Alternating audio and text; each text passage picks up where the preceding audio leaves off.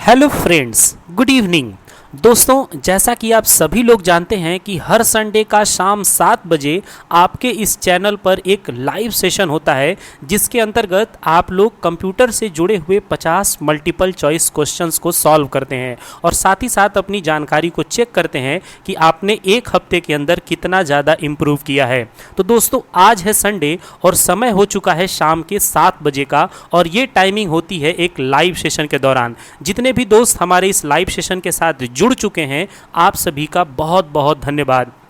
आप इस वीडियो को जरूर शेयर करिएगा और हमसे वादा करिए कि अगले सेशन के अंतर्गत आपके 2 से 3 फ्रेंड और भी इस सेशन के साथ जुड़ेंगे, जिससे कि इस सेशन की संख्या और लगातार बढ़ती जाएगी। दोस्तों, आप लोगों का ही प्यार है कि मैं लगातार 3-3.5 महीने से यह सेशन जो है वो कंटिन्यू रख पाया हूं और आप लोगों के लिए लगातार नए नए प्रश्न ढूंढ करके लाता रहता हूं। तो आप लोग अगर इस चैनल पर नए हैं तो रेड कलर के बटन को प्रेस करके चैनल को सब्सक्राइब कर लीजिएगा और बेल आइकन जरूर प्रेस कर लीजिएगा ताकि हर संडे को आपको यह सेशन मिलता रहे। इसके अलावा संडे के बीच में भी आपको कुछ और भी नॉलेजेबल वीडियो मिलते हैं जो कि आपकी जानकारी को बहुत ज़्यादा बढ़ाने का काम करते हैं। तो जितने भी लोग इस लाइव सेशन के साथ जुड़ चुके हैं, एक बार फिर से मैं आप सभी का बहुत बहुत स्वागत करता हूँ और ये जरूर कहूँगा कि इस सेशन को जरूर लाइक कर दीजिएगा। तो चलिए बिना देर किए चलते हैं आज के इस लाइव सेशन पे। नमस्कार दोस्तों, मैं अभय पांडे सीसीआई एजुकेशन नगरा के इस डिजिटल क्लास में आप सभी का फिर से एक बार स्वागत करता हूं। दोस्तों, जैसा कि आप सब लोग जानते हैं कि आज हम लोग कुल टोटल 50 मल्टीपल चॉइस क्वेश्चंस पर डिस्कस करेंगे जो कि कंप्यूटर की जानकारी को आपकी बहुत ज़्यादा बढ़ाएगी। दोस्तों, ये वीडियो खासकर उन विद्यार्थियों के लिए तो बहुत ही ज़्यादा स्पेशल होने वाला है जो अभी 5 मार्च से शुरू होने वाले ट्रिपल सी की परीक्षा में शामिल होने वाले हैं। दोस्तों, जैसा कि मैंने पिछले वीडियो में बताया था कि जो उत्तर प्रदेश में परीक्षा पोस्टपोन हुई थी उसका भी डेट आ चुका है, उसका वीडियो भी मैंने बना दिया हुआ है। आप इस वीडियो को ख़त्म करके चाहें तो वो वीडियो ज़रूर देख सकते हैं और आप अपनी परीक्षा की तैयारी भी एकदम कंटिन्यू रखिए क्योंकि ये दोनों परीक्षाएं इसी महीने में होनी है। तो आप लोग जो है लगातार अपने आप को भी चेक करते रहिएगा। मेरे इस चैनल पर पुराने भी बहुत ढेर सारे वीडियो ट्रिपल सी से रिलेटेड और ओ लेवल से रिलेटेड है। आप चाहे तो उनके प्लेलिस्ट को विजिट करके और वहाँ से भी ढेर सारे क्वेश्चंस को आप सॉल्व कर सकते हैं और अपनी प्रैक्टिस कर सकते हैं। जिनकी भी परीक्षा है उनको आगामी अभी से बेस्ट ऑफ लक। आप लोग बिल्कुल अपना 100% करके आइएगा। तो बिल्कुल तैयार हो जाइए अपने प्रश्नों का आंसर करने के लिए और चलिए चलते हैं सबसे पहले प्रश्न की तरफ। दोस्तों, जो हमारा सबसे पहला प्रश्न है वो है फुल फॉर्म से रिलेटेड। दोस्तों, हम आपको बता दें कि आज के इस सेशन के अंतर्गत मैं कंप्यूटर के बेसिक पार्ट से रिलेटेड, नेटवर्किंग से रिलेटेड, लिब्रे ऑफिस से रिलेटेड और सबसे ज़्यादा कह लीजिए इम्प्रेस से रिलेटेड मैं क्वेश्चंस को लेकर के आया हूँ। तो चलिए चलते हैं पहले प्रश्न पे और देखते हैं पहला प्रश्न। बहुत सारे लोगों ने तो अब तक आंसर भी कर दिया है, लेकिन फिर भी चलते हैं और देखते हैं जीपीएस का पूरा नाम क्या है। जी हाँ दोस्तों, जीपीएस का पूरा नाम क्या है ऐसा पूछा गया है। Global publishing system, global positioning system, global pointing service या फिर ऑल ऑफ द एबव। तो चलिए जल्दी से इसका राइट आंसर बताइए। जी हाँ दोस्तों, यहाँ पर जो राइट आंसर होगा वो हो जाएगा option B, global positioning system. दोस्तों, ग्लोबल पोजीशनिंग सिस्टम जो है यह जीपीएस का पूरा नाम है। जीपीएस जो है एक तरह से ट्रैकिंग डिवाइस है जो किसी भी डिवाइस को ट्रेस करने में आपकी मदद करता है, ट्रैक करने में मदद करता है। आजकल जब आप फ़ोन यूज़ करते हैं और उसमें मैप वगैरह यूज़ करते हैं या किसी भी तरह का ऐसा एप्लीकेशन इंस्टॉल करते हैं जिसमें ट्रेसिंग की ज़रूरत हो, आपके लोकेशन की ज़रूरत हो, तो वहाँ आपको जीपीएस ऑन करना पड़ता है और जीपीएस का पूरा नाम है ग्लोबल पोजीशनिंग सिस्टम। दोस्तों, ड्रोन कैमरा जो है एक ऐसा गैजेट है जिसमें जीपीएस की सबसे ज़्यादा ज़रूरत होती है। आजकल ट्रेनों में या कह लीजिए अलग अलग व्हीकलों में भी आपको जीपीएस देखने को मिल जाता है। अब चलिए चलते हैं सेकंड क्वेश्चन की तरफ और देखते हैं दूसरा प्रश्न क्या है। दोस्तों, बहुत ही अच्छा प्रश्न है। सीपीयू के लिए जनरल मैथमेटिकल फंक्शन परफॉर्म करता है। जी हाँ दोस्तों, सीपीयू के लिए जनरल मैथमेटिक्स फंक्शन परफॉर्म करता है। कौन सा पार्ट है वो?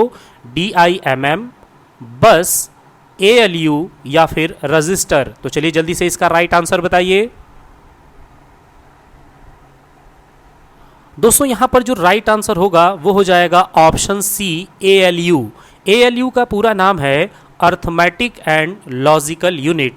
दोस्तों जो भी मैथमेटिकल, अर्थमेटिकल अथवा लॉजिकल फंक्शंस के कैलकुलेशन होते हैं वो सब का सब काम ALU के द्वारा किया जाता है। ALU का एक बार फिर से आपको नाम बता दें, अर्थमेटिक एंड लॉजिकल यूनिट, जबकि CPU को सेंट्रल प्रोसेसिंग यूनिट के नाम से जाना जाता है और CPU में ALU ही आपके जनरल मैथमेटिकल फंक्शन परफॉर्म करने का काम करता है। दोस्तों यहाँ पर DIMM दिया हुआ है, इसका पूरा नाम है ड्यूल इनलाइन मेमोरी मॉड्यूल। जी हाँ दोस्तों, ड्यूल इनलाइन मेमोरी मॉड्यूल, और यह एक मेमोरी मॉड्यूल है, जबकि बस जो है कंप्यूटर सिस्टम में डाटा ट्रैवल में बहुत ज़्यादा हेल्प करता है।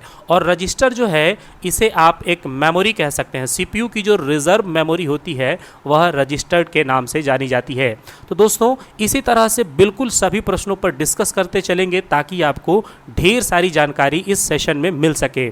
और दोस्तों आप सब लोग इस सेशन को ज़रूर लाइक कर लीजिएगा और वीडियो को लास्ट तक जरूर देखिएगा, जिससे कि आपकी जानकारी बहुत ज़्यादा इंक्रीज हो। अब चलिए चलते हैं क्वेश्चन नंबर 3 पर। दोस्तों यहाँ पर प्रश्न है, टेबुलेटिंग मशीन के आविष्कारक हैं। दोस्तों टेबुलेटिंग मशीन को किसने बनाया है, किसने उसका आविष्कार किया है? ऑप्शन देखिए दिया हुआ है, जोसेफ जैकॉर्ड, हरमन हालोरिथ, चार्ल्स वेवेज या फिर प्रेस्पर एकर्ट। तो चलिए जल्दी से इसका राइट आंसर बताइए। दोस्तों यहाँ पर जो राइट आंसर होगा वो हो जाएगा ऑप्शन बी, हरमन हालोरिथ। दोस्तों डॉक्टर हरमन हालोरिथ ने ही सबसे पहली बार टेबुलेटिंग मशीन का आविष्कार किया था और चार्ल्स वेवेज जो हैं इन्हें कंप्यूटर का जनक या कंप्यूटर का ग्रैंडफादर यानी पितामह माना जाता है। दोस्तों आपको बता दें कि चार्ल्स वेवेज ने 2 डिवाइसों का आविष्कार किया था जिसे डिफरेंस इंजन और एनालिटिकल इंजन के नाम से जाना जाता है। अब दोस्तों चलते हैं क्वेश्चन नंबर 4 पर। दोस्तों यहाँ पर जो चौथा प्रश्न है यह तो कई बार CCC की परीक्षा में पूछा जा चुका है, काफ़ी फेमस क्वेश्चन है और इसके पूछे जाने की संभावना बहुत ज़्यादा होती है। तो इस डिवाइस से रिलेटेड हम कुछ फैक्टों पर भी डिस्कस करेंगे। पहले प्रश्न को देखते हैं। एनआई के आविष्कारक हैं John मॉकली, प्रेस्पर Eckert, both A and B या फिर नॉन ऑफ दीज। तो चलिए जल्दी से इसका राइट आंसर बताइए।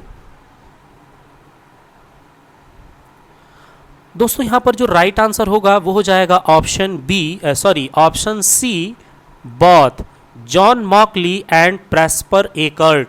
इन दोनों ने ही, जॉन मॉकली और प्रेस्पर एकर्ट, इन दोनों ने ही मिल करके एनआई कंप्यूटर का आविष्कार किया था। दोस्तों आपको बता दें कि यह दोनों जो हैं IBM कंपनी के अंतर्गत वर्क करते थे और एनआई को इन्होंने सबसे पहली बार 15 फरवरी 1946 में, दोस्तों 15 फरवरी 1946 में इस डिवाइस को यहाँ पर बनाने का काम किया गया था।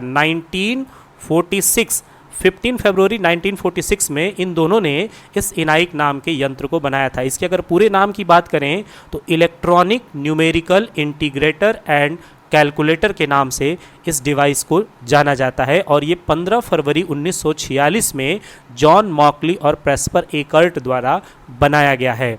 अब चलिए चलते हैं नेक्स्ट क्वेश्चन पे। व्यावसायिक रूप से पहला सफल कंप्यूटर था। जी हाँ दोस्तों, बहुत ही शानदार प्रश्न है। व्यावसायिक रूप से पहला सफल कंप्यूटर यानी कॉमर्शियल रूप में सबसे पहला जो सफल कंप्यूटर माना जाता है उसका नाम क्या है? इनाइक, IBM, यूनिवैक या फिर मार्क 1। तो चलिए जल्दी से इसका राइट आंसर बताइए। दोस्तों यहाँ पर जो इसका राइट आंसर होगा वो हो जाएगा ऑप्शन सी, यूनिवैक। यूनिवैक जो है यह दुनिया में सबसे पहली बार कॉमर्शियल सेक्टर में सबसे पहला सफल कंप्यूटर माना जाता है और यह जो है बहुत ही शानदार कंप्यूटर था। यूनिवैक जो है इसे यूनिवर्सल ऑटोमेटिक कंप्यूटर के नाम से जाना जाता है, जिसका दोस्तों इसका पूरा नाम जो है यूनिवर्सल ऑटोमेटिक कंप्यूटर, और यह जो है सबसे पहली बार कॉमर्शियल के सेक्टर में सबसे सफल कंप्यूटर माना जाता है। दोस्तों आपको बता दें कि जिस इनाइक कंप्यूटर को जिस व्यक्तियों ने बनाया था यानी जॉन मॉकली और प्रेस्पर एकर्ट, उन्होंने ही यहाँ पर यूनिवैक कंप्यूटर का भी आविष्कार किया है। जबकि IBM जो है यह एक कंपनी का नाम है जिसे इंटरनेशनल बिजनेस मशीन कहा जाता है। और दोस्तों मार्क 1 जो है इसे जो है बहुत ही शानदार कंप्यूटर माना जाता है, लेकिन यह अर्थमेटिकल कंप्यूटरों पर सबसे पहले यूज़ किया जाता था। अब चलिए चलते हैं नेक्स्ट क्वेश्चन पे। दोस्तों मैकेनिकल इरा कहते हैं, मैकेनिकल इरा यानी युग है, मैकेनिकल युग किसे कहते हैं? 1945 से पहले या 1945 से, 1947 से या 1947 के बाद? तो चलिए जल्दी से इसका राइट आंसर बताइए। दोस्तों यहाँ पर जो इसका राइट आंसर होगा वो हो जाएगा 1945 से पहले। 1945 से पहले कंप्यूटर के जो पास्ट का एरिया है, जो पास्ट का टाइमिंग है, उसे मैकेनिकल इरा कहते हैं। जबकि उसके बाद जो कंप्यूटर की दुनिया में विकास हुआ उसे इलेक्ट्रॉनिक इरा यानी विद्युतीय युग के नाम से जाना जाता है। इसे पहले मैकेनिकल इरा कहते थे। अब चलेंगे नेक्स्ट क्वेश्चन पे, क्वेश्चन नंबर 7। इम्प्रेस में किसी भी शेप को सेंड टू बैक करने के लिए किस शॉर्टकट की का प्रयोग किया जाता है? जी हाँ दोस्तों, बहुत ही अच्छा प्रश्न है। अगर आप इम्प्रेस एप्लीकेशन चला रहे हैं और आपने कोई शेप इंसर्ट कर रखा है और उसे सेंड टू बैक करना है तो कौन सा शॉर्टकट आप यूज़ करेंगे? Control shift minus, control minus, control shift plus या फिर कंट्रोल प्लस? तो चलिए जल्दी से इसका राइट आंसर बताइए। दोस्तों यहाँ पर जो इसका राइट आंसर होगा वो हो जाएगा option A, control shift plus. दोस्तों ये बहुत ही अच्छा शॉर्टकट है जो किसी एक शेप को अगर आप सबसे पीछे भेजना चाहते हैं, सेंड टू बैक करना चाहते हैं, तो यहाँ पर कंट्रोल शिफ्ट माइनस का यूज़ करेंगे। लेकिन अगर आप कंट्रोल माइनस करते हैं तो आपका जो है एक शेप केवल एक शेप के पीछे यानी सेंड बैकवर्ड होता है। दोस्तों सेंड बैकवर्ड का शॉर्टकट कंट्रोल माइनस और सेंड टू बैक का शॉर्टकट कंट्रोल शिफ्ट माइनस होता है। जबकि सेंड फॉरवर्ड का शॉर्टकट कंट्रोल प्लस होता है और ब्रिंग टू फ्रंट का शॉर्टकट यहाँ पर कंट्रोल शिफ्ट प्लस होता है। तो ये चारों के चारों शॉर्टकट जो है बहुत ही ज़्यादा खास हैं जो इम्प्रेस में यूज़ किए जाते हैं और इनको ज़रूर याद रखिएगा। अब चलेंगे नेक्स्ट क्वेश्चन पे। दोस्तों इम्प्रेस में सबस्क्रिप्ट करने का शॉर्टकट की क्या है? जी हाँ दोस्तों, सबस्क्रिप्ट का शॉर्टकट आपसे पूछा गया है और ऑप्शन में देखिए दिया हुआ है control shift P, control shift B या कंट्रोल बी या फिर नॉन ऑफ दीज। तो चलिए जल्दी से इसका राइट आंसर बताइए। दोस्तों यहाँ पर जो राइट आंसर होगा वो हो जाएगा option B, control shift B. Control shift B जो है चाहे राइटर हो अथवा इम्प्रेस हो, ये दोनों जगह पे सबस्क्रिप्ट करने के लिए यूज़ किया जाता है। जबकि सुपर स्क्रिप्ट के लिए आपको कंट्रोल शिफ्ट पी का प्रयोग करना होता है। दोस्तों आपको बता दें कि जो सबस्क्रिप्ट होता है इसमें बी यहाँ पर जो है उच्चारण हो रहा है, बी प्रोनाउंस हो रहा है, इसलिए आप यहाँ पर कंट्रोल शिफ्ट बी याद रख सकते हैं। जबकि सुपर स्क्रिप्ट में पी का फोकस होता है यानी पी उसमें आता है, तो यहाँ पर आप चाहें तो इस ट्रिक के थ्रू याद रख सकते हैं इन दोनों का ही शॉर्टकट। सुपर स्क्रिप्ट के लिए कंट्रोल शिफ्ट पी और सब स्क्रिप्ट के लिए कंट्रोल शिफ्ट बी का यूज़ करेंगे। जबकि कंट्रोल बी बोल्ड के लिए यूज़ किया जाता है, किसी भी टेक्स्ट को आप गाढ़ा कर सकते हैं कंट्रोल बी से। अब चलेंगे नेक्स्ट क्वेश्चन पे, क्वेश्चन नंबर 9 पे। दोस्तों यहाँ पर पूछा गया है इम्प्रेस में क्लियर डायरेक्ट फॉर्मेटिंग का ऑप्शन किस मेन्यू में होता है? जी हाँ दोस्तों, क्लियर डायरेक्ट फॉर्मेटिंग यह जो ऑप्शन है यह किस मेन्यू में आता है? यहाँ पे file menu, format menu, tools menu या फिर विंडो मेन्यू? तो चलिए जल्दी से इसका राइट आंसर बताइए। दोस्तों यहाँ पर जो इसका राइट आंसर होगा वो हो जाएगा option B, format menu. Format menu के अंतर्गत जो है आपको ऑप्शन मिल जाता है क्लियर डायरेक्ट फॉर्मेटिंग और यहाँ से आप किसी भी फॉर्मेटिंग को क्लियर कर सकते हैं एकदम डायरेक्ट। और दोस्तों यहाँ पर इसके शॉर्टकट की अगर बात करें तो कंट्रोल शिफ्ट एम होता है। जी हाँ दोस्तों, कंट्रोल इसके अलावा आप यहाँ पे प्लस हम यूज़ कर देते हैं और शिफ्ट और इसके साथ में एम, कंट्रोल शिफ्ट एम का आप यूज़ करके और बड़े आसानी के साथ क्लियर डायरेक्ट फॉर्मेटिंग का भी काम आप कर सकते हैं। तो ये फॉर्मेट मेन्यू में ऑप्शन आता है और कंट्रोल शिफ्ट एम इसका शॉर्टकट होता है। अब चलेंगे नेक्स्ट क्वेश्चन पे, क्वेश्चन नंबर 10 पे, export direct as PDF option कहाँ मिलता है? जी हाँ दोस्तों, बहुत अच्छा प्रश्न है। ये लिब्रे ऑफिस में यह प्रश्न जो है वो बहुत बार पूछा जा चुका है। लिब्रे ऑफिस में ये राइटर में भी, इम्प्रेस में भी और कैल्क में भी मिल जाता है। और प्रश्न पूछा गया है एक्सपोर्ट डायरेक्ट एज पीडीएफ का ऑप्शन कहाँ मिलता है? ड्राइंग टूल बार पे, स्टैंडर्ड टूल बार पे, प्रेजेंटेशन पे या फिर ऑल ऑफ दीज? तो चलिए जल्दी से इसका राइट आंसर बताइए।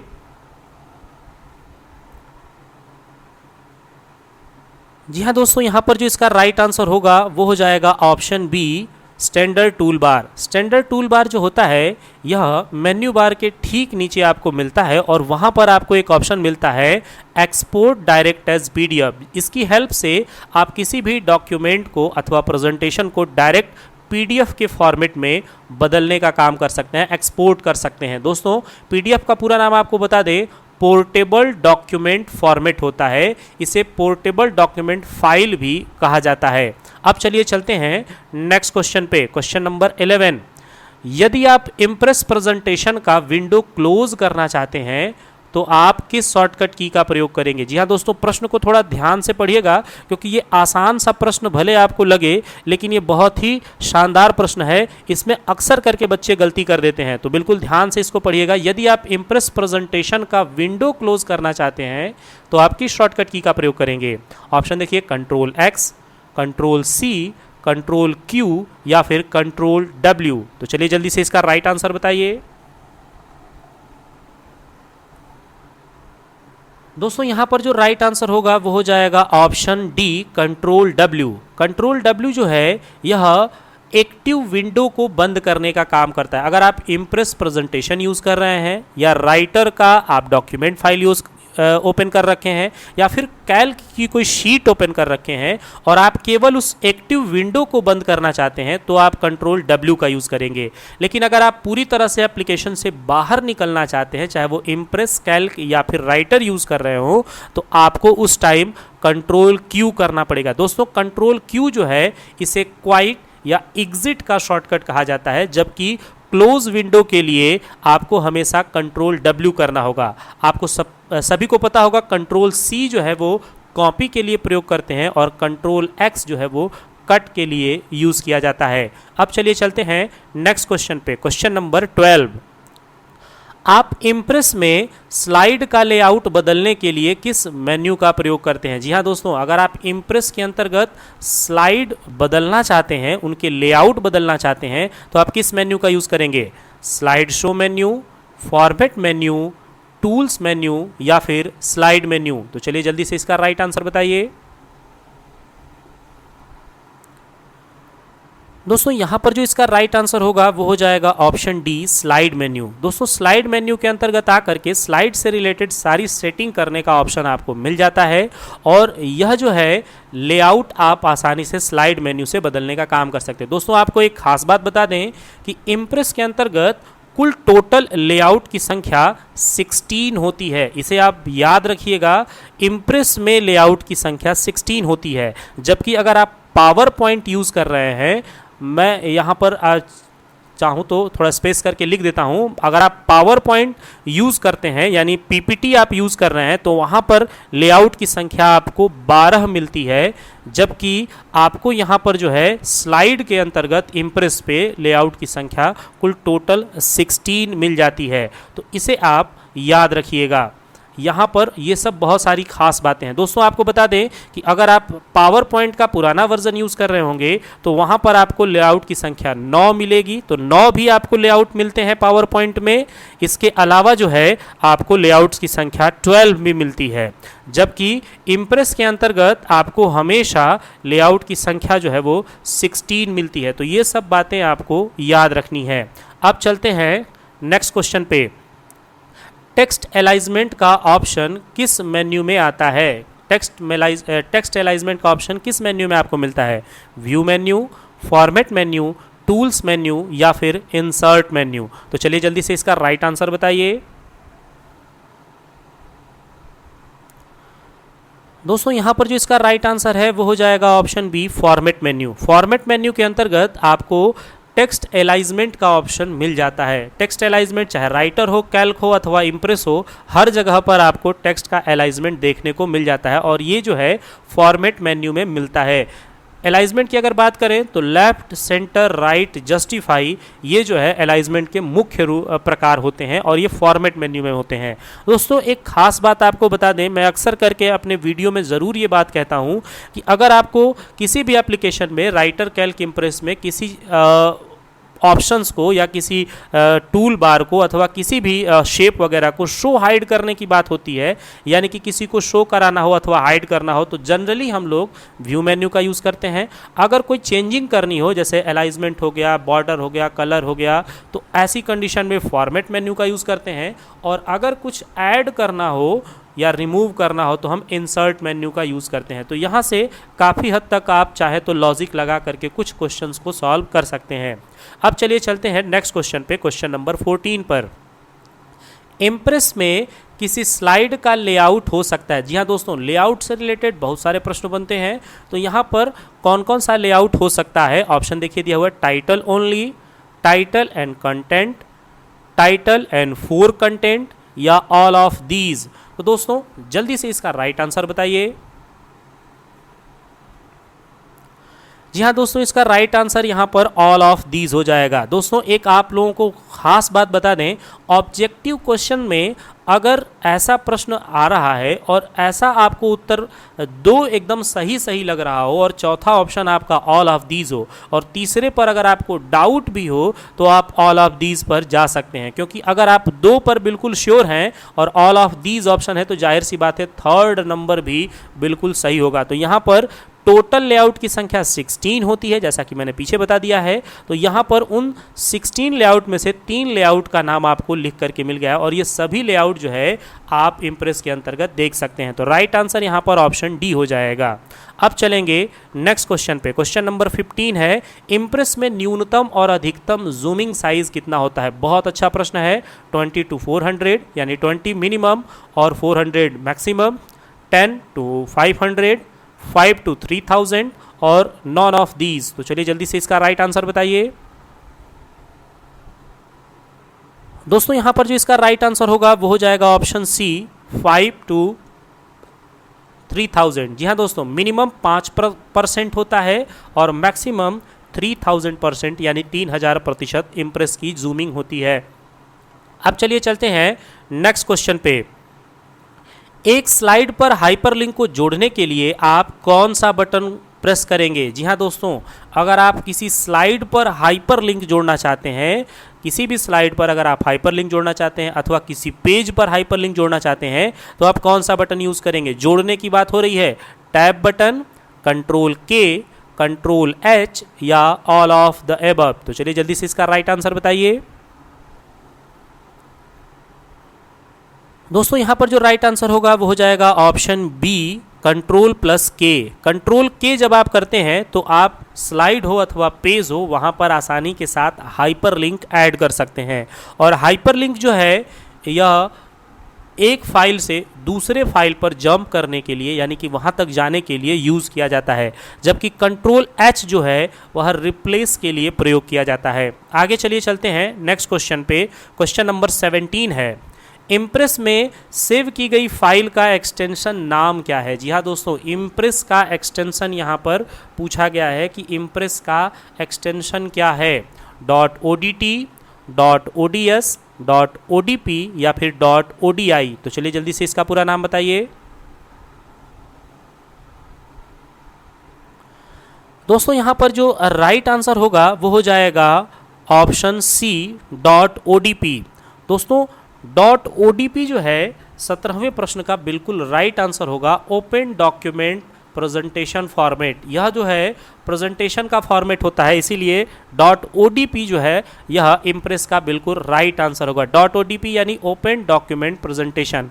इसके अलावा अगर राइटर की बात करें तो .odt open document text format, ODS यानी ओपन डॉक्यूमेंट्स यहाँ पर शीट फॉर्मेट, यानी ये कैल्क का ऑप्शन बी हो जाएगा और राइटर का ऑप्शन ए, जबकि यहाँ इम्प्रेस पूछा गया है तो राइट ऑप्शन आपको सी मिल जाएगा। अब चलिए चलते हैं क्वेश्चन नंबर 18 पर।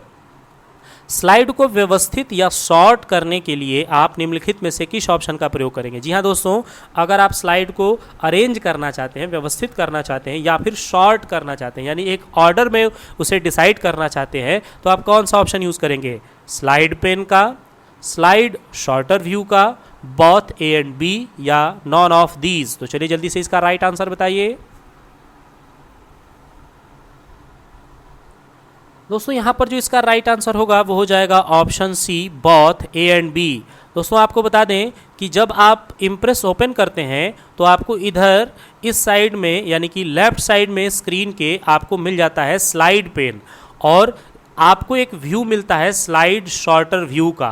स्लाइड शॉर्टर व्यू पे आप जाते हैं तो आपका स्लाइड छोटे छोटे हिस्सों में बढ़ जाता है, जबकि आप स्लाइड पेन में भी देखते हैं जो कि वर्टिकल पट्टी नुमा होता है, यहाँ पर भी स्लाइड आपका छोटे छोटे हिस्सों में बना हुआ होता है और उसे आप आसानी से अरेंज कर सकते हैं या फिर चाहें तो एक ऑर्डर में असेंडिंग अथवा डिसेंडिंग ऑर्डर में डिसाइड कर सकते हैं। तो यहाँ पर 18वें नंबर का प्रश्न का जो राइट आंसर होगा वो हो जाएगा option C, both A and B.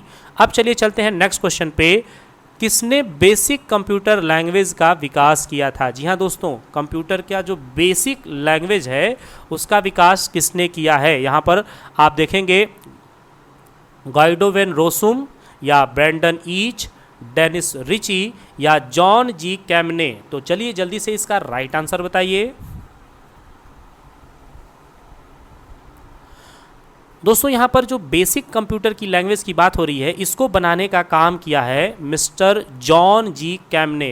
इन्होंने ही कंप्यूटर की बेसिक लैंग्वेज को बनाने का काम किया है। तो बिल्कुल राइट आंसर यहाँ पर ऑप्शन डी हो जाएगा। जबकि गाइडो वेन रोसुम ने पाइथन नाम के लैंग्वेज को बनाया है, ब्रैंडन ईच ने जावा को बनाया है और डेनिस रिची ने सी लैंग्वेज को बनाने का काम किया है। तो इनका भी आप याद रखिएगा, क्योंकि ऐसे करके अलग अलग लैंग्वेजों के बनाने वालों का नाम भी अक्सर करके पूछा जाता है। तो 19वें नंबर का राइट आंसर हो जाएगा ऑप्शन डी। अब चलिए चलते हैं नेक्स्ट क्वेश्चन पे। निम्न में से कौन सा file format Libre office impress में जोड़ा जा सकता है? जी हाँ दोस्तों, कौन सा फाइल फॉर्मेट आप ऐड कर सकते हैं? JPEG का, WMV का, MPEG का या फिर ऑल ऑफ द एबव? तो दोस्तों यहाँ पर जितनी भी फाइल फॉर्मेट हैं इनमें से कौन सा फाइल फॉर्मेट जो है आप ऐड कर सकते हैं इम्प्रेस के अंतर्गत? चलिए जल्दी से इसका आंसर बताइए। दोस्तों यहाँ पर जो राइट आंसर होगा वो हो जाएगा option D, all of the above. आप चाहें तो इम्प्रेस के अंतर्गत इन तीनों में से किसी को भी या फिर तीनों को आसानी से ऐड कर सकते हैं। तो 20वें नंबर का जो राइट आंसर होगा वो हो जाएगा option D, all of the above. अब चलिए चलते हैं नेक्स्ट क्वेश्चन पे। यदि कंप्यूटर स्टार्ट है लेकिन सिस्टम रीसेट का जवाब नहीं देता है तो इसे क्या कहा जाता है? जी हाँ दोस्तों, बहुत अच्छा प्रश्न है। यदि कंप्यूटर स्टार्ट है लेकिन सिस्टम रीसेट का जवाब नहीं दे रहा है तो ऐसी कंडीशन में उसे क्या कहेंगे? डेड, ऑफ, हैंग या फिर इनसेंसिटिव? तो चलिए जल्दी से इसका राइट आंसर बताइए। दोस्तों यहाँ पर जो राइट आंसर होगा वो हो जाएगा ऑप्शन सी, हैंग। जो कंप्यूटर हैंग कर देता है तो उस समय वह किसी भी कमांड का कोई भी जवाब नहीं देता है और यह कंप्यूटर की हैंग प्रक्रिया कहलाती है। तो दोस्तों यहाँ पर जो राइट आंसर होगा वो हो जाएगा ऑप्शन सी। अब चलिए चलते हैं नेक्स्ट क्वेश्चन पे। Question number 22। Libre office writer में एडिट ऑटो टेक्स्ट के लिए कौन सी शॉर्टकट की का प्रयोग किया जाता है? जी हाँ दोस्तों, बहुत अच्छा प्रश्न है और बहुत बार यह पूछा जा चुका है। दोस्तों ये जितने भी प्रश्न हम आपको करा रहे हैं ये सब कई बार रिपीट किए जा चुके हैं और आप लोगों में से ही बहुत सारे बच्चों के द्वारा ये बताया गया है हमें प्रश्न, और उनको मैं आप लोगों के लिए वीडियो के तौर पे लेके आ जाता हूं जिससे कि आपको आगामी परीक्षाओं में बहुत ज़्यादा मदद मिले। तो आपको बताना है लिब्रे ऑफिस राइटर में एडिट ऑटो टेक्स्ट के लिए कौन सी शॉर्टकट की का प्रयोग करेंगे, control F3, control F2, control F4 या फिर कंट्रोल F5। तो चलिए जल्दी से इसका राइट आंसर बताइए। दोस्तों यहां पर जो राइट आंसर होगा वो हो जाएगा option A, control F3। Control F3 जब आप करते हैं तो आप बड़े आसानी के साथ एडिट ऑटो टेक्स्ट का यूज़ आप कर सकते हैं। तो दोस्तों यह जो है आपको एडिट ऑटो टेक्स्ट का शॉर्टकट राइटर के अंतर्गत लिब्रे ऑफिस में मिल जाता है। अब चलिए चलते हैं नेक्स्ट क्वेश्चन पे। क्वेश्चन नंबर 23 है, लिब्रे ऑफिस राइटर में बुलेट लिस्ट इंसर्ट करने के लिए किस शॉर्टकट की का प्रयोग करते हैं। जी हाँ दोस्तों, अगर आप बुलेट लिस्ट इंसर्ट करना चाहते हैं, बुलेट का यूज़ करना चाहते हैं राइटर में, तो कौन सा शॉर्टकट बटन यूज़ करेंगे, शिफ्ट के साथ F12, कंट्रोल के साथ F12 या केवल F12 या कंट्रोल शिफ्ट F12। तो चलिए जल्दी से इसका राइट आंसर बताइए।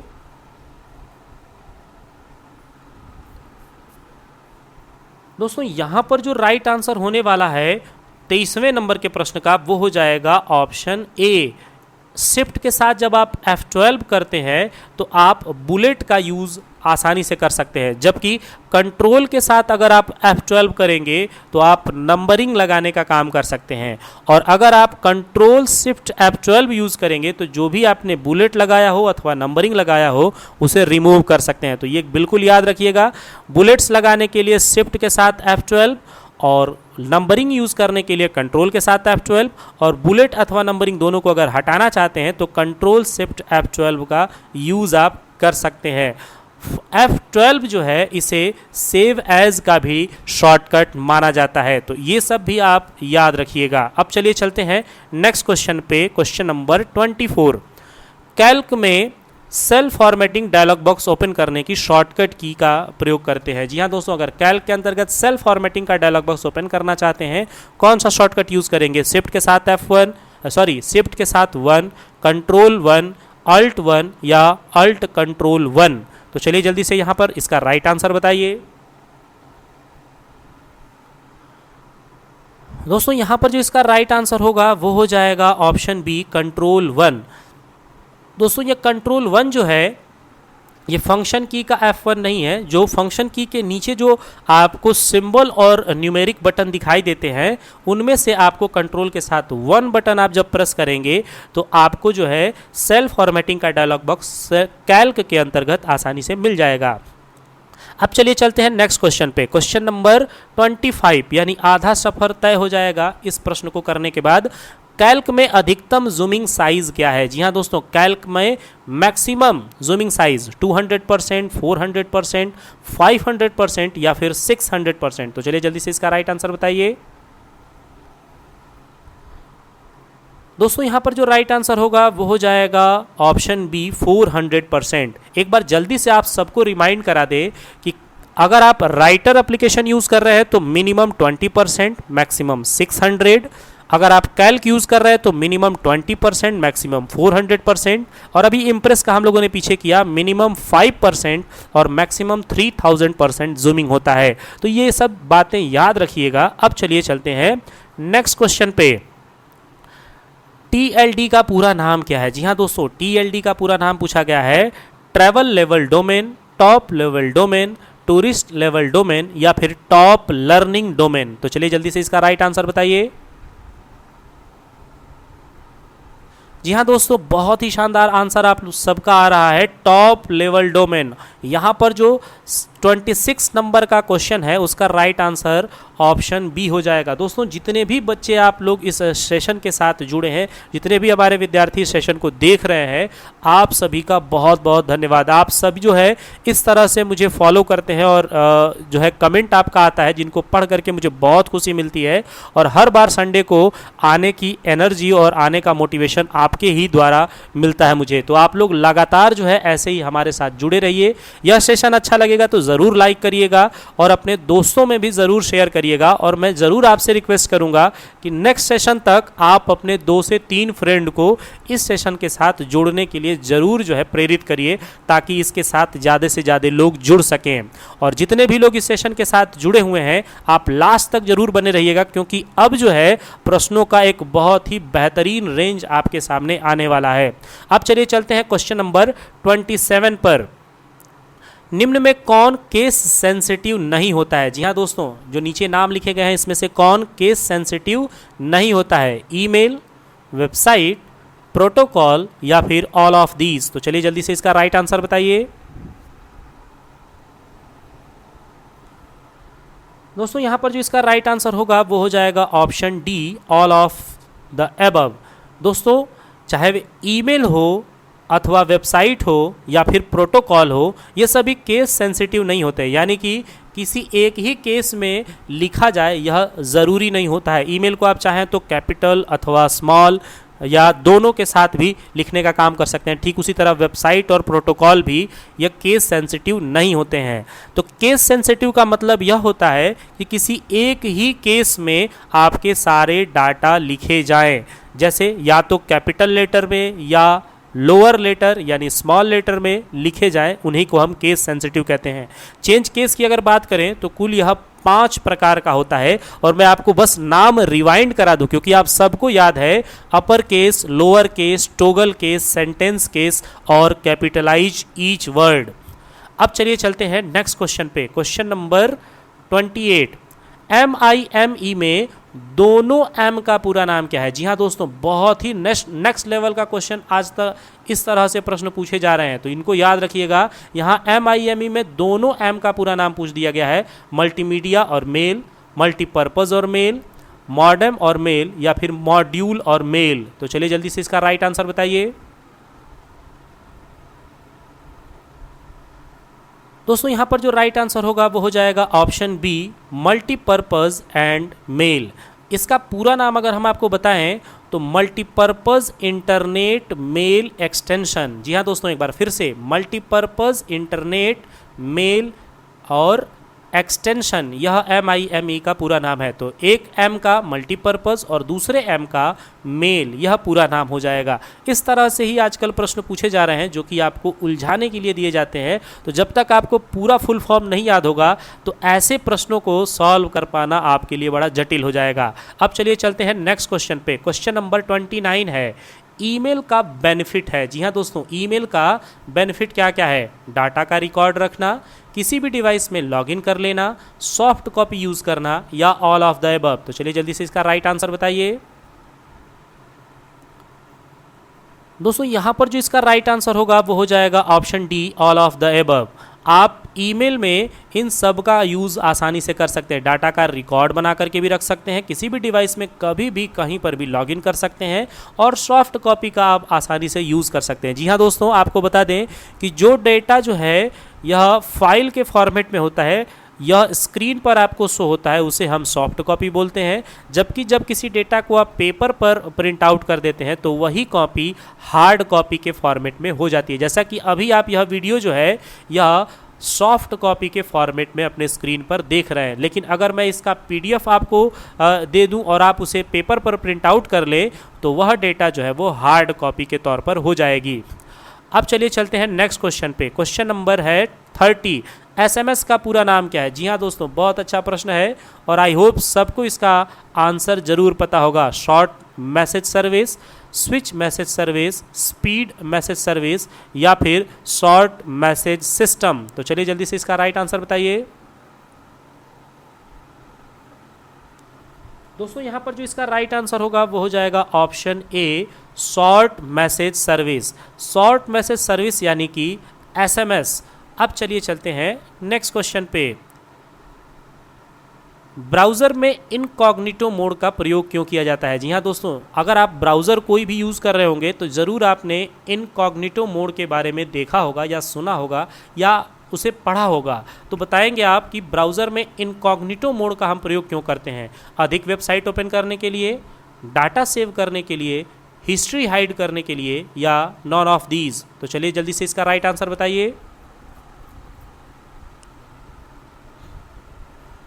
दोस्तों यहाँ पर जो इसका राइट आंसर होगा वो हो जाएगा ऑप्शन सी, हिस्ट्री हाइड करने के लिए। दोस्तों अगर आप हिस्ट्री को हाइड करना चाहते हैं, हम नहीं चाहते हैं कि आपने ब्राउज़र पर कौन कौन सी फाइल ब्राउज़ की हैं इन्हें कोई देख पाए, इनका किसी को पता चले, तो आप चाहे तो ब्राउज़र में इनकॉग्निटो मोड का यूज़ कर सकते हैं और यह आपके हिस्ट्री को स्टोर करने की सुविधा नहीं देता है। अब चलिए चलते हैं नेक्स्ट क्वेश्चन पे। क्वेश्चन नंबर 32 है, राउटर किस लेयर पर कार्य करता है? जी हाँ दोस्तों, राउटर जो है वो किस लेयर पे कार्य करता है? Physical layer, data link layer, network layer या फिर ट्रांसपोर्ट लेयर? तो चलिए जल्दी से इसका राइट आंसर बताइए। दोस्तों यहाँ पर जो राइट आंसर होगा वो हो जाएगा ऑप्शन सी, नेटवर्क लेयर। दोस्तों नेटवर्क लेयर जो है इसी पर राउटर काम करता है। आपको बता दें iOS जो मॉडल होता है उसमें टोटल लेयर की संख्या 7 होती है। iOS मॉडल में 7 लेयर होते हैं, जबकि IP के अंतर्गत कुल 4 लेयर आपको देखने को मिल जाता है। तो इन सब बातों को भी ज़रूर याद रखिएगा। अगर आप कोई नोटबुक लिए होंगे तो इन सारी जानकारियों को अपने नोटबुक पर नोट करते चलिए ताकि आपकी जानकारी और ज़्यादा बढ़ती रहे। अब चलिए चलते हैं नेक्स्ट क्वेश्चन, क्वेश्चन नंबर 33। पहला ग्राफिकल वेब ब्राउज़र है, जी हाँ दोस्तों, पहला graphical web browser Erwise, Mosaic, Netscape, Internet Explorer? तो चलिए जल्दी से इसका राइट आंसर बताइए।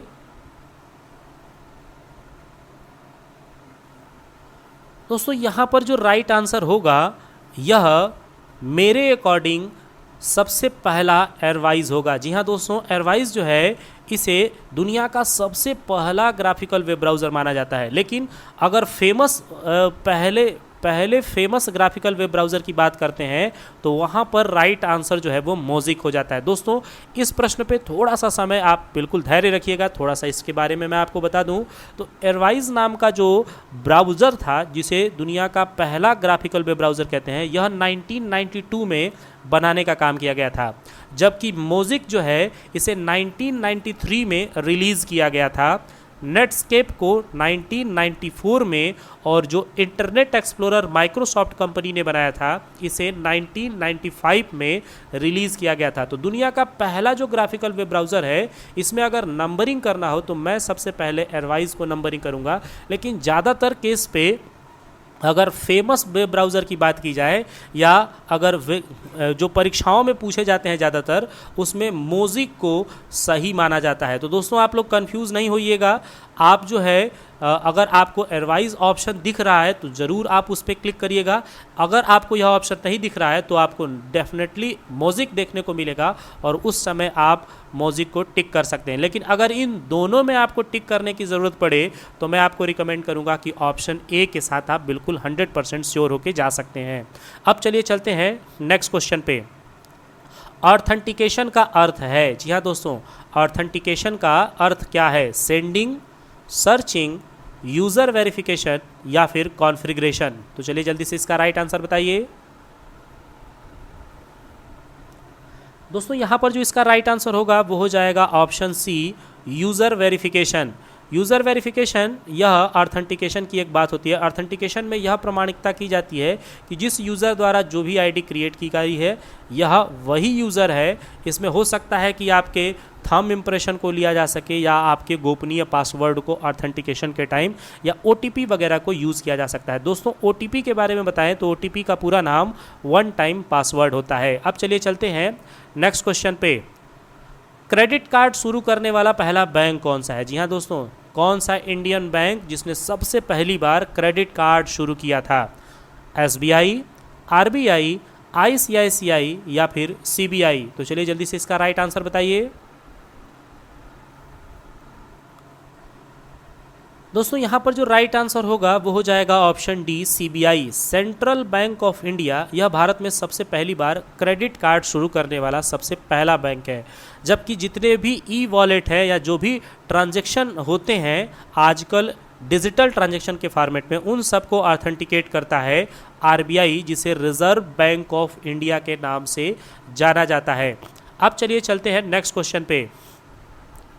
अधिकतम रकम चेक का हो सकता है? जी हाँ दोस्तों, चेक पर मैक्सिमम कितनी रकम आप लिख सकते हैं? 1 करोड़, 10 करोड़, 100 करोड़ या फिर नो लिमिट? तो जल्दी से इसका आंसर बताइए। दोस्तों यहाँ पर जो राइट आंसर होगा वो हो जाएगा option D, no limit. Check की कोई लिमिट नहीं होती है और चेक जो है कितने भी अमाउंट का दिया जा सकता है, तो अधिकतम रकम चेक की कोई भी लिमिट नहीं होती है। चेक के बारे में एक और ख़ास जानकारी बताएं जो बहुत बार पूछा जाता है, तो चेक पर अगर आपने डेट एंट्री करा दी है तो एंट्री कराए गए डेट से वो 3 महीने तक वैलिड होता है, यानी चेक जो है 3 माह तक वैध होता है, वैलिड होता है। अब चलिए चलते हैं नेक्स्ट क्वेश्चन पे। क्वेश्चन नंबर 37, किस नेटवर्क टोपोलॉजी के सेंट्रल केबल में दोनों सिरों पर टर्मिनेटर जोड़ा जाता है? जी हाँ दोस्तों, टर्मिनेटर सेंट्रल केबल के दोनों सिरों पर कौन सी टोपोलॉजी में जोड़ा जाता है? बस, स्टार, रिंग या फिर ट्री? तो चलिए जल्दी से इसका राइट आंसर बताइए।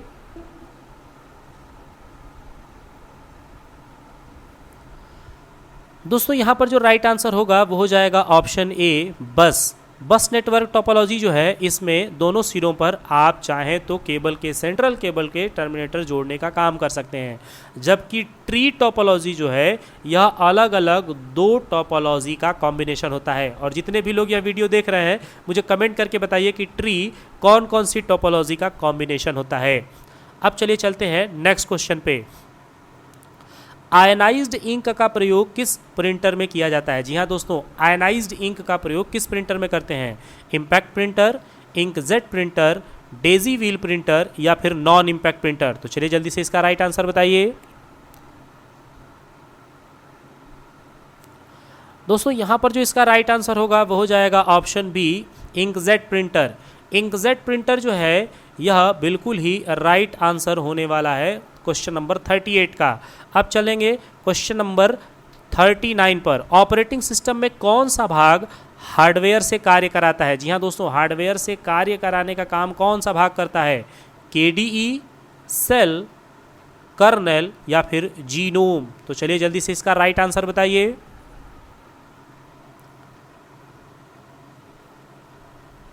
दोस्तों यहाँ पर जो इसका राइट आंसर होगा वो हो जाएगा ऑप्शन सी, कर्नेल। कर्नेल जो है यह सिस्टम, ऑपरेटिंग सिस्टम का सबसे कोर पार्ट होता है, सबसे मुख्य भाग होता है और सभी हार्डवेयर से कार्य कराने का काम जो है यह कर्नेल ही करता है। तो क्वेश्चन नंबर 39 जो है इसका यहाँ पर राइट आंसर हो जाएगा कर्नेल। दोस्तों केडीई का पूरा नाम भी पूछा जाता है, तो इसका पूरा नाम याद रख लीजिएगा या फिर नोट्स पे लिख लीजिए, के डेस्कटॉप एनवायरनमेंट। दोस्तों यहाँ पर के डेस्कटॉप एनवायरनमेंट जो है ये केडीई का पूरा नाम है। अब चलिए चलते हैं नेक्स्ट क्वेश्चन पे। क्वेश्चन नंबर 40 है, बहुत अच्छा प्रश्न है। हनीकॉम्ब किस ओएस का वर्जन है? किस ऑपरेटिंग सिस्टम का वर्जन हनीकॉम्ब है? लिनक्स, एंड्रॉयड, ब्लैकबेरी या फिर आईओएस? तो चलिए जल्दी से इसका राइट आंसर बताइए। दोस्तों यहाँ पर जो राइट आंसर होगा वो हो जाएगा एंड्रॉयड। जिसका फ़ोन आप यूज़ कर रहे हो सकता है बहुत सारे लोग जो अभी वीडियो देख रहे हैं वो हो सकता है अपने एंड्रॉयड फ़ोन में ही देख रहे हो, तो एंड्रॉयड जो है यह एक ऐसा ओएस है जिसका एक वर्ज़न है हनीकॉम्ब। ये अक्सर करके खाने वाले जो मीठे प्रोडक्ट, चॉकलेट वगैरह या कुछ मीठे आइटम्स पे ही इसके वर्जनों के नाम रखे जाते थे। Cupcake, donut, honeycomb, gingerbread, eclair, इसके अलावा सैंडविच और इसका बहुत फेमस एक वर्ज़न हुआ था जिसका नाम था लॉलीपॉप। तो ये ओएस एंड्रॉयड का बहुत सारा फेमस वर्ज़न है, तो ये जो है हनीकॉम्ब का राइट आंसर हो जाएगा ऑप्शन बी। अब चलिए चलते हैं नेक्स्ट क्वेश्चन पे। दोस्तों एंड्रॉयड जो ऑपरेटिंग सिस्टम है उसे गूगल द्वारा तैयार किया गया है, ये भी याद रखिएगा। राइटर के विंडो में कौन सा न्यू बार ऐड किया गया है? जी हाँ दोस्तों, राइटर में कौन सा नया बार यानी पतली पट्टी ऐड की गई है? Side bar, standard tool bar, formatting tool bar या फिर टाइटल बार? तो चलिए जल्दी से इसका राइट आंसर बताइए। दोस्तों यहाँ पर जो राइट आंसर होगा वो हो जाएगा option A, side bar. Side bar जो है यह ऐड किया गया है राइटर के विंडो में एक नए बार के तौर पर और यह हमेशा राइट साइड में दिखाई देता है। जी हाँ दोस्तों, राइट साइड में दिखाई देता है साइड बार जो कि राइटर में ऐड किया गया है और व्यू मेन्यू से आप उसे जाके ला अथवा छुपा सकते हैं, जबकि standard tool bar, formatting tool bar और टाइटल बार ये पहले से मौजूद होता है। अगर इनका क्रम बता दें तो सबसे ऊपर टाइटल बार, उसके नीचे मेन्यू बार, उसके नीचे स्टैंडर्ड टूल बार और उसके नीचे फॉर्मेटिंग टूल बार होता है और राइट साइड में आपको साइड बार देखने को मिल जाता है। अब चलिए चलते हैं नेक्स्ट क्वेश्चन पे। दोस्तों यहाँ पर जो नेक्स्ट क्वेश्चन होगा वो होगा राइटर में लिखावट का कौन सा नया केस बटन ऐड किया गया है। बहुत अच्छा प्रश्न है। राइटर के अंतर्गत कौन सा नया केस बटन जोड़ा गया है। Toggle case, cycle case, capitalise each word या फिर सेंटेंस केस। तो चलिए जल्दी से इसका राइट आंसर बताइए। दोस्तों यहाँ पर जो राइट आंसर होगा ऑप्शन बी हो जाएगा, साइकिल केस। और साइकिल केस वास्तव में कोई एक केस नहीं है, यह इन्हीं पांचों केसों को एक एक करके साइकिलिंग के तौर पर एक दूसरे के साथ रिपीट करता है, यानी अपर से लोअर, लोअर से टॉगल, टॉगल से सेंटेंस, इस तरह से बार बार बदलने का काम करता है साइकिल केस। अब चलिए चलते हैं नेक्स्ट क्वेश्चन पे। कैल्क में सेल रेंज किस चिन्ह द्वारा प्रदर्शित होता है। जी हाँ दोस्तों, सेल रेंज किस सिंबल द्वारा प्रदर्शित होता है। सेमी कॉलन से, कॉलन से, डबल कोट से या एट द रेट से। तो चलिए जल्दी से इसका राइट आंसर बताइए। क्वेश्चन नंबर 33 का राइट आंसर होगा ऑप्शन बी, कॉलन के द्वारा। जी हाँ दोस्तों, कॉलन के थ्रू सेल रेंज का प्रदर्शन होता है, जिसमें फर्स्ट कॉलम और लास्ट सेल, फर्स्ट कॉलम ना कह करके हम कह सकते हैं फर्स्ट सेल और लास्ट सेल का पहला नाम शो होता है। बीच में जितने भी सेल होते हैं उन सभी को कॉलन के द्वारा रिप्रेजेंट किया जाता है। तो राइट आंसर बी हो जाएगा। अब चलिए चलते हैं नेक्स्ट क्वेश्चन पे। क्वेश्चन नंबर 44, कैल्क में सेल डिलीट करने का शॉर्टकट की क्या है। बहुत अच्छा प्रश्न है। सेल को अगर डिलीट करना चाहते हैं कौन सा शॉर्टकट बटन इस्तेमाल करेंगे। Back space, delete, control equal या कंट्रोल माइनस। तो चलिए जल्दी से इसका राइट आंसर बताइए। दोस्तों यहाँ पर जो इसका राइट आंसर होगा वो हो जाएगा ऑप्शन डी, कंट्रोल के साथ माइनस। कंट्रोल के साथ अगर आप माइनस करते हैं तो आप बड़े आसानी के साथ सेल को डिलीट कर सकते हैं। दोस्तों जितने भी लोग इस सेशन को देख रहे हैं, आप सब लोग ज़रूर इस सेशन को लाइक करिएगा, ज़रूर अपने दोस्तों में शेयर करिएगा, और ऐसे ही हर संडे को शाम 7 बजे इस चैनल के साथ जरूर जुड़े रहिएगा। जो लोग नए हैं वो ज़रूर रेड कलर के बटन को प्रेस करके चैनल को सब्सक्राइब कर लेंगे और बेल आइकन भी प्रेस कर लीजिएगा, क्योंकि इसी से आपको नोटिफिकेशन मिलेगा, वह भी बिना किसी चार्ज के। अब चलिए चलते हैं नेक्स्ट क्वेश्चन पे। क्वेश्चन नंबर 45 है, कैल्क में दो शब्दों के बीच एक से अधिक स्पेस को हटाने के लिए किस फार्मूला का प्रयोग किया जाता है। जी हाँ दोस्तों, दो से अधिक अगर स्पेस है और उसे आप हटाना चाहते हैं तो कौन सा फार्मूला यूज़ करेंगे। कॉन्केटनेट, क्लीन, कोड या फिर ट्रिम। तो चलिए जल्दी से इसका राइट आंसर बताइए। दोस्तों यहाँ पर जो राइट आंसर होगा वो हो जाएगा ट्रिम फंक्शन। जी हाँ दोस्तों, ट्रिम फंक्शन का यूज़ करके अगर एक से ज़्यादा स्पेस, यानी दो शब्दों के बीच एक से लेकर के ज़्यादा स्पेस आ गया है, तो ट्रिम फंक्शन के थ्रू आप आसानी से हटाने का काम कर सकते हैं जो अधिकतम स्पेस होगा। जबकि कॉन्केटनेट फंक्शन जो है, यह अलग अलग कॉलम अथवा अलग अलग रो में जो डेटा लिखे गए हैं उनको एक साथ रिप्रेजेंट करने के लिए, एक साथ दिखाने के लिए कॉन्केटनेट का यूज़ करते हैं। जैसे कि किसी एक कॉलम अथवा दूसरे कॉलम में दो अलग अलग डेटा हैं और उन दोनों को एक साथ आप देखना चाहते हैं, तो ऐसी कंडीशन में आप कॉन्केटनेट का यूज़ करेंगे। क्लीन की हेल्प से आप चाहे तो पूरे स्क्रीन को क्लीन कर सकते हैं। और कोड फंक्शन बहुत स्पेशल फंक्शन है। कोड फंक्शन किसी भी अल्फ़ाबेट को ASCII कोड में कन्वर्ट कर देता है, यानी कि अगर आप स्मॉल a को प्रेस करेंगे, यानी स्मॉल a कोड के लिए आप यूज़ करते हैं, तो वहाँ पर 97 आपको आउटपुट मिल जाएगा। जबकि कैपिटल A यूज़ करेंगे तो 65 आपको आंसर मिलना है। अब चलिए चलते हैं नेक्स्ट क्वेश्चन पे। इम्प्रेस में एक से दूसरे प्लेस होल्डर में जाने के लिए किस शॉर्टकट की का आप इस्तेमाल करेंगे। बहुत अच्छा प्रश्न है। एक प्लेस होल्डर से अगर आप दूसरे प्लेस होल्डर पर जाना चाहते हैं तो उस समय आप कौन सा शॉर्टकट बटन यूज़ करने वाले हैं। तो चलिए जल्दी से इसका राइट आंसर बताइए, ऑप्शंस देख लीजिए। दोस्तों यहाँ पर जो राइट आंसर होगा वो हो जाएगा कंट्रोल के साथ इंटर। कंट्रोल इंटर जैसे ही आप करते हैं तो बड़े आसानी के साथ आप एक प्लेस होल्डर से दूसरे प्लेस होल्डर में जंप कर जाते हैं इम्प्रेस एप्लीकेशन के अंतर्गत। अब चलेंगे नेक्स्ट क्वेश्चन पे। क्वेश्चन नंबर 47, इम्प्रेस में एक पेज पर कितना स्लाइड प्रिंट किया जा सकता है। बहुत अच्छा प्रश्न है। इम्प्रेस में एक पेज पर कितना स्लाइड प्रिंट किया जा सकता है। 6, 9, 15 या फिर 12? तो चलिए जल्दी से इसका राइट आंसर बताइए। दोस्तों इसका जो राइट आंसर होगा वो हो जाएगा ऑप्शन बी 9। 9 अलग अलग स्लाइड को आप एक पेज पर बहुत आसानी के साथ प्रिंट कर सकते हैं और उसे हैंडआउट के फॉर्मेट में आपको प्रिंट करना होगा। एक और बात याद रखिएगा, मैं यहीं पर उसे लिख देता हूं, आप 1 कॉमा भी लगाते जाएं, 2, इसके अलावा 3, इसके अलावा 4, इसके अलावा 6 और फिर 9। इस तरह से चाहें तो आप स्लाइडों को पेपर पर प्रिंट करने का काम बड़े आसानी के साथ कर सकते हैं। 5, 7, 8 यह जो है प्रिंटिंग नहीं होगा। अब चलिए चलते हैं नेक्स्ट क्वेश्चन पे। क्वेश्चन नंबर यहाँ पर है 48। Jump to last edit slide. Jump to last edit slide का शॉर्टकट की क्या है? Control shift L, control shift E, control J या अल्ट शिफ्ट F5? तो चलिए जल्दी से इसका राइट आंसर बताइए। दोस्तों यहाँ पर जो राइट आंसर होगा वो हो जाएगा option B control shift E। अगर आप ढेर सारी स्लाइडों में अगर किसी एक स्लाइड पर आपने एडिटिंग कर रखा है और आप फिर किसी दूसरे स्लाइड पर चले गए हैं और लास्ट वाले एडिटिंग स्लाइड पर आप एक साथ जाना चाहते हैं, तो ऐसी कंडीशन में आप आसानी से यूज़ कर सकते हैं कंट्रोल शिफ्ट E का। दोस्तों शॉर्टकट से रिलेटेड बहुत ढेर सारे प्रश्न पूछे जाते हैं, इसीलिए इस वीडियो में हमने मैक्सिमम शॉर्टकट रखा है ताकि आप लोगों को बड़े आसानी से ये सारे शॉर्टकट याद किए जा सकें। अब चलेंगे नेक्स्ट क्वेश्चन पे।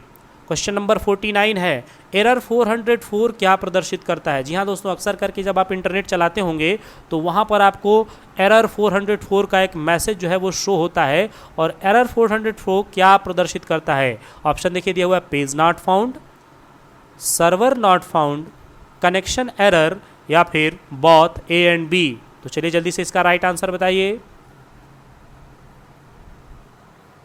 दोस्तों यहाँ पर जो इसका राइट आंसर होगा वो हो जाएगा option D, both A and B, यानी पेज नॉट फाउंड और सर्वर नॉट फाउंड। अगर पेज नहीं मिल रहा है या सर्वर उसे फाउंड नहीं कर पा रहा है तो ऐसी कंडीशन में एरर 404 का आपको एक एरर मैसेज आपके ब्राउज़र पर दिखाया जाता है। तो यह जो है राइट आंसर ऑप्शन डी हो जाएगा, A एंड B बोथ। अब चलिए चलते हैं नेक्स्ट क्वेश्चन पे। लास्ट प्रश्न है, ऑनलाइन वीडियो देखना क्या कहलाता है? जी हाँ दोस्तों, जो अभी आप लाइव वीडियो देख रहे हैं, ऑनलाइन वीडियो जो आप देख रहे हैं, इसको क्या कहते हैं? अपलोडिंग, डाउनलोडिंग, स्ट्रीमिंग या फिर सफरिंग? तो चलिए जल्दी से इसका राइट आंसर बताइए।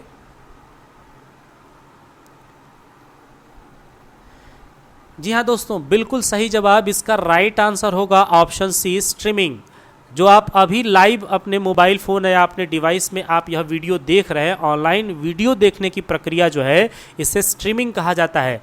जबकि ऑनलाइन इंटरनेट पर या इंटरनेट की हेल्प से सर्वर पर वीडियो को स्टोर करना अपलोडिंग कहलाता है। और उसे अगर आप अपने कंप्यूटर में या अपने डिवाइस में रखना चाहते हैं तो डाउनलोड करेंगे, जिसे डाउनलोडिंग कहते हैं। यानी सर्वर से डेटा अपने कंप्यूटर में लेना डाउनलोडिंग कहलाता है। स्ट्रीमिंग ऑनलाइन वीडियो देखना, जबकि सफरिंग सर्चिंग करने की प्रक्रिया होती है। एक वेबसाइट से दूसरे वेबसाइट पर अगर आप टहल रहे हैं, घूम रहे हैं, विजिट कर रहे हैं तो वह सफरिंग कहलाता है। तो दोस्तों ये रहे कुल टोटल 50 प्रश्न, और शायद यहाँ पर बोनस क्वेश्चन आपको ज़रूर मिलेगा। नहीं, यहाँ पर बोनस क्वेश्चन जो है वो इस बार नहीं दिया गया है। तो मैं आपसे एक बोनस क्वेश्चन आज ऐसे जनरली पूछ देता हूँ कि क्या आपको यह वीडियो बहुत अच्छा लगा है? अगर वीडियो अच्छा लगा है तो ज़रूर हमें कमेंट करके बताइएगा कि हाँ, मुझे वीडियो बहुत अच्छा लगा। और यह लाइव सेशन हमेशा ऐसे चलता रहे।